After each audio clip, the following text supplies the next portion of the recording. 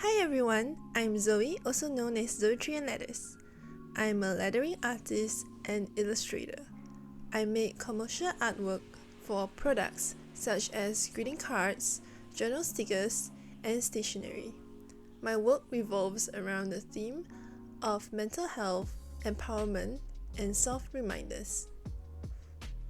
I make art about soft feelings and powerful messages. Through combining words and illustrations, my art articulates the complex feelings into a visual artwork.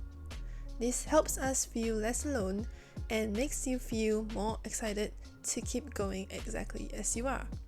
I believe that when we share our art, we give voice to the worries, insecurities, and differences in others and create space for all of us to belong, which is so powerful. In this class, you will learn how to draw and stylize different lettering types and the steps to create your own lettering style.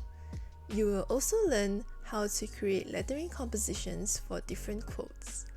I will bring you through all the steps from finding inspiration for your message to combining different lettering styles and creating a complete lettering artwork that you can share with the world.